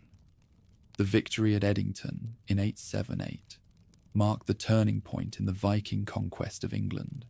Alfred's reformed army, proving that English warriors could match Norse ferocity when properly led and adequately motivated. Guthrum's baptism following his defeat transformed the Viking leader from pagan conqueror into nominal ally, though both parties understood that this conversion represented political necessity rather than genuine religious conviction. The Treaty of Wedmore divided England between the English and the Danes, creating the boundary that would separate two civilizations for generations to come. Alfred retained Wessex and Western Mercia, while Guthrum received official recognition for his control over the territories that would become known as the Danelaw. The agreement brought peace, but both sides knew it was temporary, a breathing space in a struggle that could only end with total victory for one side or the other. Fortified burhs began rising across Wessex like mushrooms after rain, each stronghold positioned to provide refuge for local populations while serving as a base for military operations. These fortifications represented more than defensive architecture. They embodied Alfred's understanding that Viking mobility could only be countered by creating permanent strongpoints that would force raiders to fight on English terms. Alongside military reform came an educational revival, driven by Alfred's belief that ignorance had contributed to his realm's defeats. The ruler who had learned Latin while fighting for his life now sponsored translations that would make learning accessible to nobles whose education had been neglected during decades of warfare. His translation of Gregory's Pastoral Care carried prefaces that revealed a mind grappling with the relationship between earthly knowledge and eternal salvation. The Anglo Saxon Chronicle began during these years, as Alfred's scholars sought to preserve English history while it was still being written. Their annual entries recorded the Viking Wars with the immediacy of participants, while providing context that reached back to the earliest Saxon settlements. This historical project represented more than mere record-keeping. It constituted an attempt to maintain English identity in the face of foreign conquest. By the century's end, the Viking storm had transformed Anglo-Saxon England beyond recognition. 3 of the 7 kingdoms had ceased to exist as independent entities, their territories divided among Norse jarls who acknowledged no native authority. Those rulers who survived did so by adapting to new realities, their military methods reformed, and their ambitions tempered by the hard lessons of what resistance to superior force could cost. Alfred's survival ensured that some spark of the realm's independence would endure to kindle future resistance, but the cost of that survival had been immense. The scholarly achievements of the 8th century lay in ruins.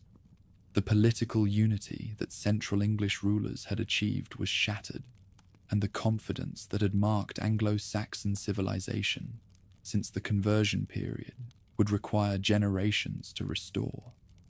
The Vikings had come to stay, and England would never be the same.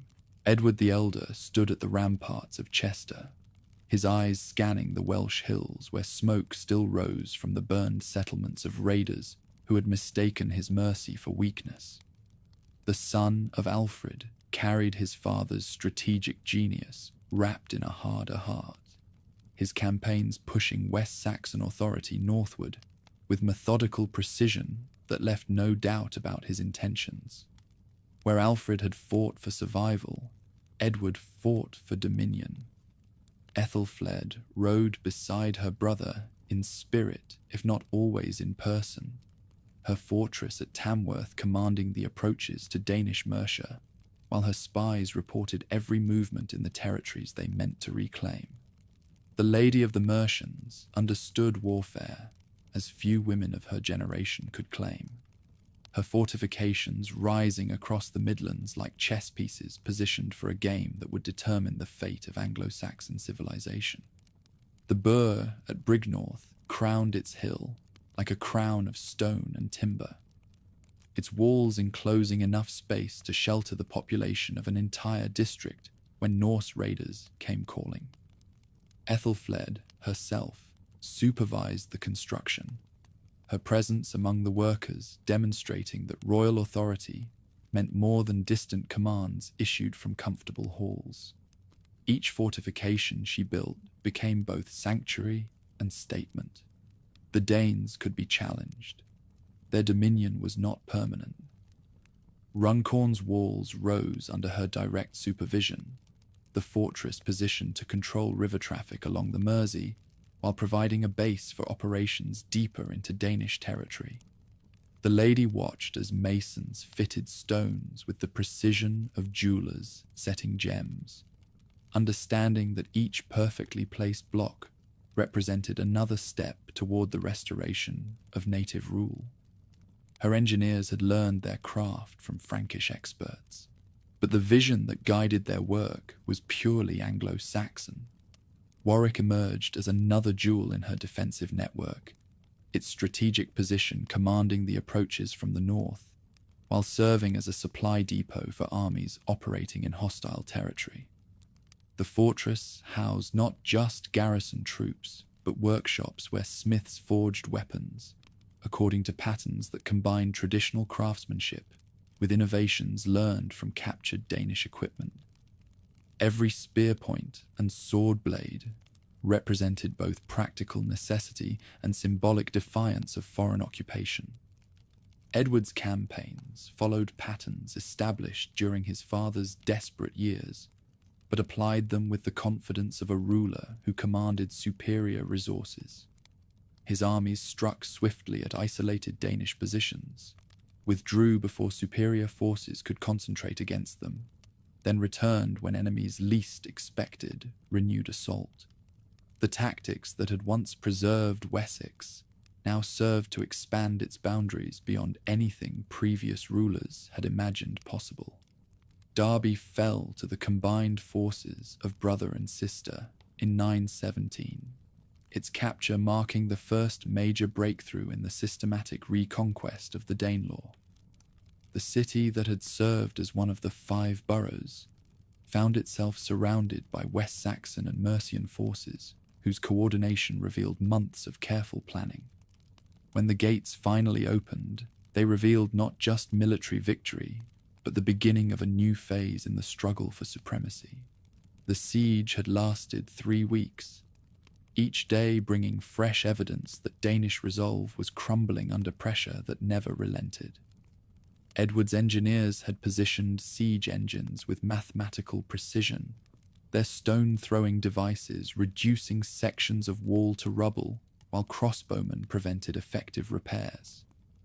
Inside the city, food supplies dwindled as the population realized that no relief force would arrive to break the encirclement. Danish jarls who had ruled Derby for generations found themselves facing a choice between honorable death and pragmatic submission.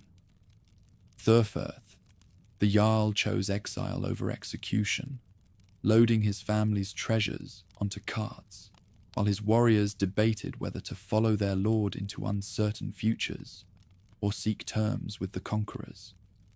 The decision split families and destroyed friendships, its effects rippling through the Danish community for years to come. Nottingham surrendered without a siege when its Danish inhabitants realized that resistance meant destruction, while submission offered the chance to retain their lands and lives. The pragmatic calculation that saved the city demonstrated how thoroughly the military balance had shifted. Where once Norse jarls had commanded from positions of strength, now they negotiated from weakness with rulers who held both initiative and superior resources. The surrender ceremony in Nottingham's Great Hall revealed the complexity of emotions that accompanied conquest and submission. Danish nobles knelt before Edward while retaining their dignity, their formal words of allegiance masking calculations about future opportunities for revenge or advancement. The conqueror accepted their oaths with the understanding that loyalty purchased through fear required constant vigilance to maintain. Stamford's walls bore scars from the brief assault that preceded its surrender, the damage serving as permanent reminder of what happened to communities that chose resistance over negotiation. The town's merchants had calculated correctly that their prosperity depended more on peaceful trade than heroic gestures, their quick submission earning them favorable terms that preserved both lives and properties. Market stalls reopened within days of the conquest, their owners adapting to new rulers with the flexibility that commerce demanded. York remained beyond immediate reach, its Danish rulers still powerful enough to threaten any force that advanced too far north without adequate preparation. Sihtric Caich commanded warriors whose loyalty to Norse traditions ran deeper than mere political convenience, while his marriage connections to Dublin's rulers promised reinforcements that could tip any balance back towards Scandinavian advantage. The northern capital would require different strategies than those that had succeeded in the Midlands. Intelligence reports from York described a city preparing for siege, its granaries filled with supplies, while its walls received fresh fortifications designed by engineers who understood the latest developments in military architecture. Sihtric had learned from the defeats of his southern neighbours, his preparations demonstrating that the northern kingdom would not fall as easily as Derby or Nottingham had yielded to southern pressure. Leicester opened its gates to Edward's forces in 918, completing the liberation of the Eastern Midlands and demonstrating that systematic pressure could accomplish what dramatic gestures might not achieve. The city's submission brought more than strategic advantage. It provided the resources and population needed to consolidate gains while preparing for the next phase of expansion. The celebration feast in Leicester's royal hall brought together Danish nobles who had chosen submission and Anglo Saxon commanders who had led the victorious armies. Former enemies shared meat and mead while negotiating the practical arrangements that would govern their future relationships. Intermarriage between Danish heiresses and West Saxon nobles began creating bonds that transcended the ethnic divisions which had once seemed absolute. Ethelfled's death at Tamworth deprived the reconquest of its most capable military mind, her passing removing from the battlefield a leader whose strategic vision had complemented her brother's tactical skills. The Lady of the Mercians died before seeing the completion of her work, but her fortifications would continue serving the cause of unification long after her body rested in Gloucester's royal cemetery. Her funeral drew mourners from throughout the territories she had helped liberate, Danish nobles joining Anglo-Saxon thegns in honouring a woman whose enemies had learned to respect her abilities even while cursing her success. The ceremony in Gloucester's cathedral demonstrated how thoroughly she had transformed the political landscape, her achievements providing the foundation upon which future rulers would build. Edward's annexation of Mercia following his sister's death revealed ambitions that stretched beyond mere cooperation between allied domains. The West Saxon ruler understood that lasting unification required single authority rather than the kind of fraternal alliance that had served during the reconquest phase. His occupation of Tamworth announced to every remaining Danish stronghold that they faced not just another Anglo-Saxon realm, but the emerging power that would reshape the political map. The integration of Mercian troops into West Saxon armies proceeded with surprising smoothness, former rivals discovering that shared enemies created stronger bonds than ethnic differences could dissolve. Mercian expertise in fighting Danish forces complemented West Saxon organizational skills, their combination producing military capabilities that surpassed what either force could achieve independently. Administrative reforms accompanied territorial expansion as Edward's government developed systems capable of managing domains that stretched far beyond traditional boundaries. Royal officials learned to balance local customs with central authority, their success in maintaining order, demonstrating that conquest could be transformed into lasting governance when properly managed. Athelstan inherited an inheritance that his grandfather could never have imagined. Dominion over most of the territory that had once comprised the Anglo Saxon heptarchy, resources that dwarfed any previous concentration of power, and the military momentum that promised to carry West Saxon authority to its natural limits. The new ruler possessed advantages that transcended mere territorial control, his court attracting refugees and exiles whose knowledge of distant lands would serve his diplomatic ambitions. Continental marriages linked the West Saxon dynasty to Frankish and German noble houses, their alliance networks extending royal influence across the Channel while providing security against potential invasions. Athelstan's sisters carried royal blood to foreign courts, where their children would grow up understanding that their inheritance connected them to both Germanic traditions and emerging European political structures. The submission at Amont Bridge in 927 brought together rulers whose domains stretched from the Humber to the Highlands, their acknowledgement of Athelstan's overlordship marking a moment when dreams of unity briefly touched reality. Constantine of Scotland, Owain of Strathclyde, and Hywel Dda of Wales bent their knees before a West Saxon ruler whose authority none could challenge directly, though all secretly planned for the day when circumstances might allow them to reclaim their independence. The ceremony itself revealed the careful choreography required when proud rulers acknowledged superior power without entirely sacrificing their dignity.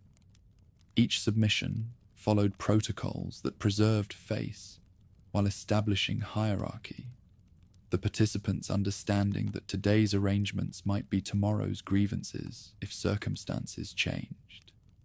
Athelstan received their oaths with the graciousness of a conqueror who understood that magnanimity and victory could prevent future rebellions.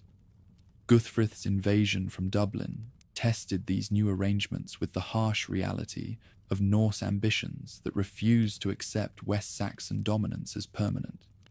The Dublin ruler commanded ships that could strike anywhere along the western coast, while maintaining connections to York, that promised to restore Scandinavian control over northern territories. His challenge forced Athelstan to demonstrate that overlordship meant more than ceremonial acknowledgement.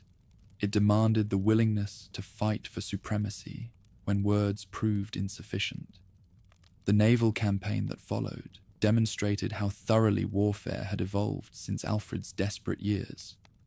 West Saxon ships now matched Norse vessels in both design and seamanship, their crews trained in tactics that combined traditional courage with innovative techniques learned from Frankish and Frisian maritime traditions.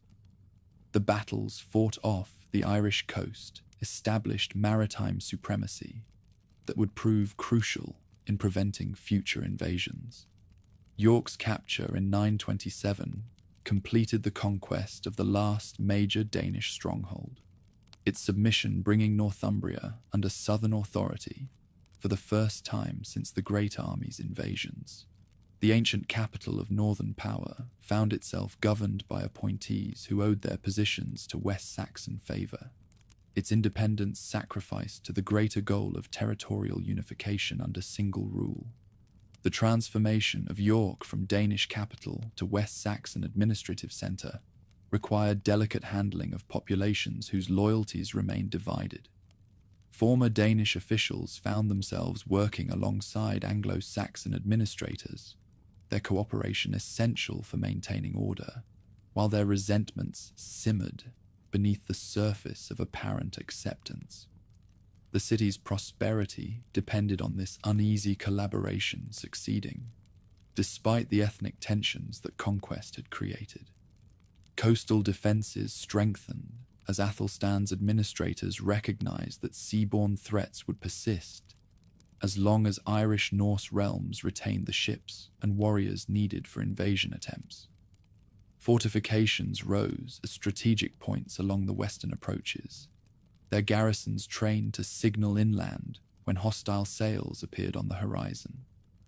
The emerging realm understood that control of the interior meant little if enemies could still strike without warning from the sea. Beacon systems connected coastal watchtowers to inland strongholds, their fire signals capable of summoning military response faster than any messenger could travel. The technology had been borrowed from Roman precedents, but adapted to Anglo Saxon needs, creating communication networks that enhanced defensive capabilities while demonstrating the administrative sophistication that distinguished unified rule from mere temporary conquest. Trade networks expanded as political unification removed barriers that had hindered commerce between formerly hostile territories. Merchants who had once required armed escorts to travel between domains now moved their goods under the protection of a single authority whose laws ran from the Channel to the Scottish borders. London emerged as the natural centre of this expanded commerce, its position on the Thames making it the focal point for both domestic and continental trade. Silver coins bearing Athelstan's image circulated throughout the unified territories, their consistent weight and purity facilitating transactions while proclaiming royal authority in every market town. The monetary system that emerged from unification created economic integration that complemented political control, binding formerly separate regions together through networks of debt, credit, and commercial obligation that transcended ethnic boundaries. Continental connections deepened as Athelstan's court established diplomatic relationships that reflected the realm's new status among European powers. Marriage negotiations with Frankish nobles demonstrated that West Saxon authority commanded respect beyond the Channel, while religious connections to Rome brought prestige that enhanced the legitimacy of unified rule. The isolated domain that Alfred had struggled to preserve now participated as an equal in the wider world of medieval diplomacy. Brunanburh loomed on the horizon like a storm cloud gathering strength, its approaching battle promising to test every assumption about the permanence of West Saxon dominance. Constantine of Scotland had spent years building alliances with Irish Norse rulers, whose ships could carry armies to any point along the coast, while Olaf of Dublin commanded warriors whose reputation for ferocity had been earned in battles across the known world. The coalition that assembled against Athelstan represented the combined strength of everyone who refused to accept southern supremacy as the natural order. Thunder rolled across the battlefield of Brunanburh as two civilizations collided in combat that would determine the fate of a unified realm. Athelstan's forces held the center, while his enemies pressed forward with the desperation of men who knew this battle would either restore their independence or confirm their subjugation forever. Constantine of Scotland commanded the right wing of the Allied army, his spearmen advancing in tight formation toward West Saxon shields that gleamed like silver in the morning light.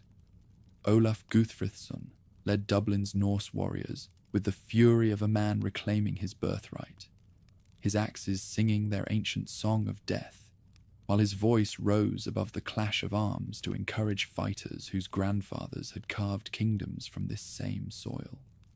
The young ruler understood that victory here would open the path to York and the restoration of Scandinavian power in northern territories that southern overlords had ruled for barely a decade.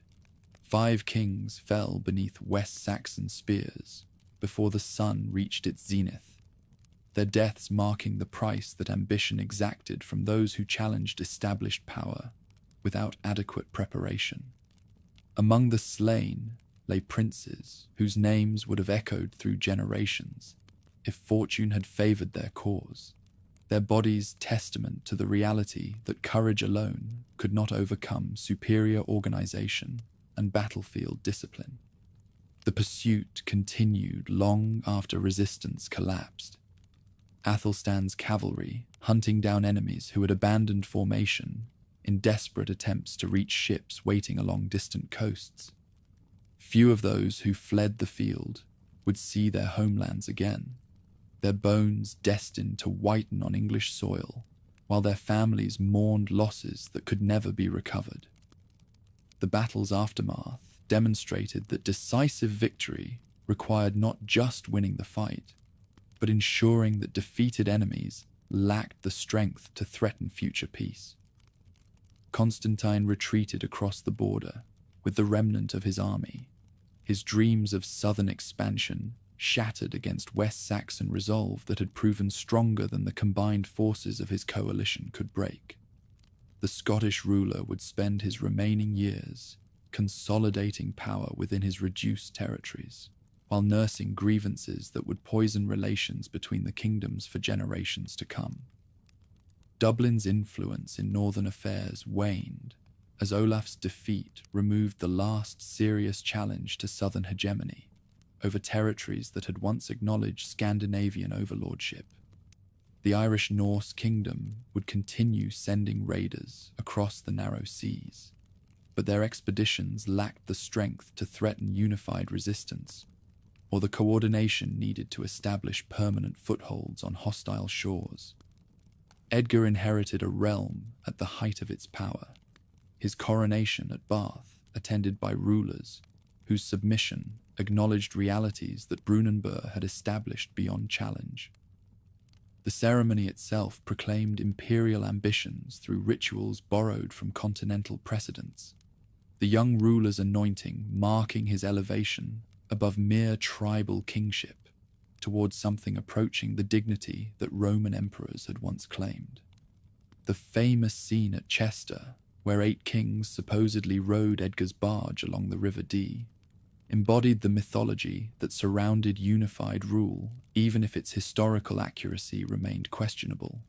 Whether the event occurred exactly as chroniclers described mattered less than its symbolic significance. The image of subordinate rulers serving as oarsmen captured popular imagination while demonstrating the extent to which Southern authority had transformed the political landscape.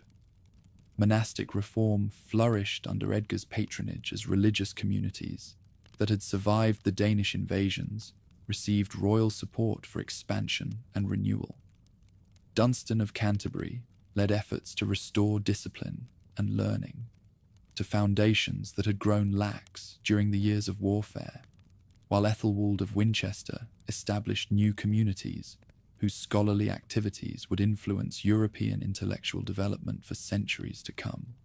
The Regularis Concordia created unified standards for monastic observance throughout the realm, its regulations ensuring that religious communities followed consistent practices while acknowledging royal authority over ecclesiastical appointments. The document represented more than religious reform. It established mechanisms through which secular power could influence spiritual life, while drawing upon religious legitimacy to strengthen temporal authority. Economic prosperity accompanied political stability as trade networks flourished under protection that extended from the Channel to the Scottish borders. London's position as the commercial heart of the unified realm attracted merchants from across Europe, their activities generating revenues that supported both royal administration and military preparations against future threats. Silver flowed into royal treasuries from tolls, taxes, and tribute payments that demonstrated the economic advantages of unified rule. Coinage standardization reached new levels of sophistication under Edgar's administration, his silver pennies circulating throughout territories where local currencies had once reflected political fragmentation. The monetary system that emerged created economic integration that complemented political unity while providing mechanisms for taxation that previous rulers had never possessed. Legal unification proceeded gradually as royal law extended its authority over populations that retained strong attachments to local customs and traditional practices. The process required careful balance between central authority and regional autonomy, royal judges learning to apply universal principles while respecting local variations that commanded popular loyalty and practical necessity. The 100-court system expanded to encompass territories that had never known such administrative organization, local assemblies becoming instruments through which royal authority reached into the daily lives of farmers and craftsmen. These institutions provided mechanisms for maintaining order while creating networks of obligation that bound diverse populations to centralized government. Ethelred inherited challenges that his predecessors had never faced, Viking raids resuming with intensity that recalled the darkest years of the 9th century. The young ruler's nickname, Unready, meaning ill-advised rather than unprepared, reflected the quality of counsel he received rather than personal failings, though his reign would witness disasters that undid much of what 3 generations had achieved. The renewed Viking threat emerged from changed circumstances in Scandinavia, where population pressure and political consolidation created both the necessity and capability for large-scale expeditions. Harald Bluetooth of Denmark commanded resources that dwarfed anything previous raiders had possessed, while his successors would prove even more ambitious in their designs upon the wealthy realm that lay across the narrow seas. Malden witnessed heroism and folly in equal measure when Byrhtnoth allowed Viking forces to cross the causeway rather than keep them trapped on Northey Island. The Ealdorman's decision reflected concepts of honor that belonged to an earlier age, his determination to fight fairly costing him his life, while demonstrating that traditional courage could not substitute for tactical wisdom in dealing with enemies who recognized no constraints save victory. The battle's aftermath revealed the inadequacy of traditional military organization when faced with professional raiders who understood the economic foundations of resistance. Byrhtnoth's death left Essex without effective leadership, while the Viking victory encouraged further expeditions that would test every assumption about the realm's ability to defend itself against sustained assault. Darngeld payments began as temporary expedients designed to purchase time for military preparations, but they became permanent features of royal policy, as successive raids demonstrated the limits of armed resistance. The tribute system that emerged created perverse incentives that rewarded aggression, while undermining the tax base needed to support effective defense. £10,000 of silver purchased peace in 991, the sum representing wealth beyond the dreams of earlier ages, while demonstrating the economic prosperity that made such payments possible. The irony was bitter. Success in creating unified prosperity had made the realm an irresistible target for enemies whose own territories could not support equivalent populations or generate comparable revenues. The massacre of St. Brice's Day in 1002 revealed the desperation that drove English responses to what appeared to be inexorable Danish infiltration. Ethelred's order to kill all Danes living within his territories reflected panic rather than policy. The mass murder, including Gunhilde, sister of Sweyn Forkbeard, whose death guaranteed that future conflicts would be driven by personal vengeance as well as political ambition. Sweyn's invasion campaigns that followed demonstrated the transformation of Viking warfare from opportunistic raiding into systematic conquest designed to establish permanent political control. The Danish ruler commanded fleets that could maintain multiple fronts simultaneously, while possessing the administrative capabilities needed to govern conquered territories rather than merely plunder them. Canterbury's fall in 1011 shocked contemporaries, who had believed that the spiritual heart of the unified realm would receive divine protection against pagan assault. Archbishop Elfhere's martyrdom at the hands of drunken Vikings provided the realm with another saint while demonstrating that religious authority offered no immunity from the violence that was consuming established order. Ethelred's flight to Normandy marked the effective end of West Saxon rule, the royal family's exile removing from the realm the symbolic focus around which resistance might have organized. The king's departure left the field clear for Danish conquest, while creating precedents that would influence succession disputes for generations to come. Sweyn's death in 1014 provided temporary respite that allowed Ethelred's restoration, but the interlude demonstrated the fragility of political arrangements that depended entirely on individual rulers rather than institutional continuity. When the Scandinavian monarch died without warning, his forces were torn by disputes over succession, allowing English nobles to press for self-rule. Knut's return with fresh forces ended whatever hope remained for sustained English resistance, the young Norse prince commanding resources that his father had only dreamed of possessing. The new ruler understood that permanent conquest required different methods than those that had served for raiding expeditions. His policies designed to integrate Norse and English populations under unified authority that transcended ethnic divisions. The Battle of Asanden in 1016 completed the Danish conquest, Edmund Ironside's defeat, removing the last effective resistance to Scandinavian rule. The English prince had fought with courage that recalled the great defenders of earlier generations. But courage alone could not overcome the systematic approach that Knut brought to the business of conquest and governance. The agreement at Olney divided the realm between Edmund and Canute, but the English ruler's death within months of the treaty left the Danish prince as sole authority over territories that stretched from the Channel to the Scottish borders. The succession that followed demonstrated how thoroughly traditional political structures had collapsed under the pressure of sustained warfare and foreign invasion.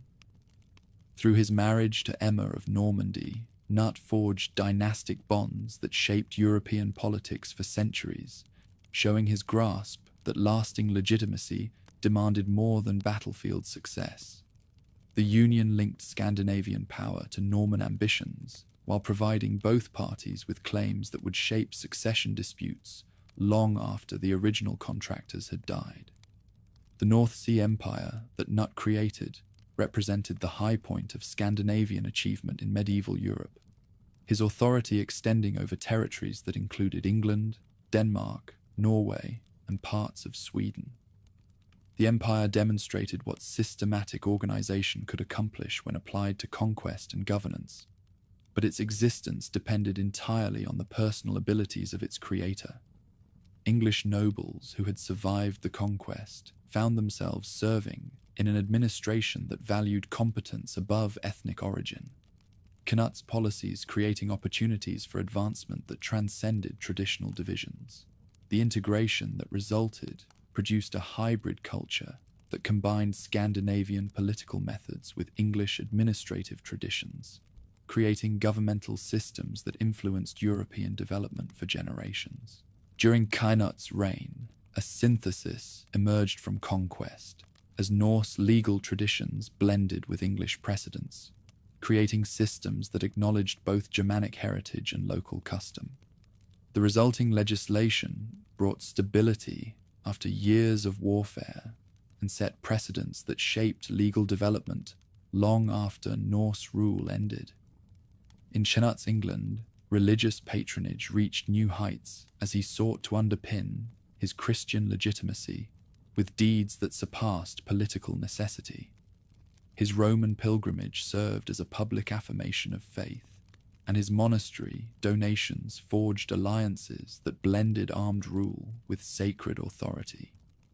The succession crisis that followed Knut's death in 1035 revealed the fragility of personal rule in an age when institutional continuity remained underdeveloped.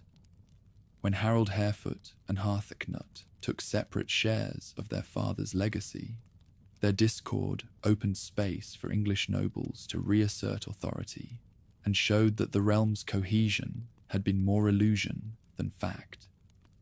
Edward the Confessor's restoration in 1042 marked the return of the West Saxon dynasty, but the realm he inherited bore little resemblance to what his ancestors had governed. 2 decades of Danish rule had transformed political structures, social relationships, and cultural patterns in ways that could not be easily reversed through dynastic change alone. The Godwin family's dominance during Edward's reign demonstrated how thoroughly the balance of power had shifted during the years of foreign rule. Earl Godwin and his sons commanded resources that rivaled royal authority while maintaining networks of support that extended throughout the realm, their position representing the emergence of new aristocratic structures that owed more to Danish precedents than English traditions. Norman influences grew stronger as Edward's reign progressed, his childhood connections to the duchy creating cultural and political ties that would prove decisive in determining succession arrangements. The Norman knights, who began appearing in English service during the 1050s, represented more than mere diplomatic exchange. They constituted the vanguard of changes that would transform the realm more thoroughly than Danish conquest had achieved. The succession crisis that followed Edward's death in 1066 brought to a climax tensions that had been building throughout his reign, competing claims based on different concepts of legitimacy, creating the conditions for civil war and foreign intervention. Harold Godwinson's coronation represented English determination to maintain independence, while William of Normandy's preparations across the Channel demonstrated that others possessed different ideas about who should rule. Stamford Bridge witnessed the last great victory of Anglo Saxon arms as Harold's forces destroyed the Norwegian army that Harold Hardrada had brought to reclaim his supposed inheritance. The battle demonstrated that English military capabilities remained formidable when properly led and adequately motivated, but it also exhausted resources that would be desperately needed for the greater challenge that was approaching from the south. The news of William's landing reached Harold while he celebrated victory over the Norwegians, the timing demonstrating how thoroughly his enemies had coordinated their efforts to divide English resources between multiple threats. The forced march south that followed pushed English forces to their limits, while providing insufficient time for recovery from the northern campaign's exertions. Hastings ended more than Harold's life. It terminated a political system that had endured for 6 centuries, replacing Anglo-Saxon kingship with Norman feudalism that would transform every aspect of English society. The battle's outcome determined not just dynastic succession, but the cultural trajectory that would shape the realm's development for centuries to come. William's coronation in Westminster Abbey on Christmas Day, 1066, marked the end of the Anglo-Saxon Age, the Norman conquest completing transformations that Danish invasions had begun but never finished. The new ruler inherited a realm whose wealth had attracted conquerors for generations, but his methods of control would prove more systematic and enduring than any his predecessors had attempted.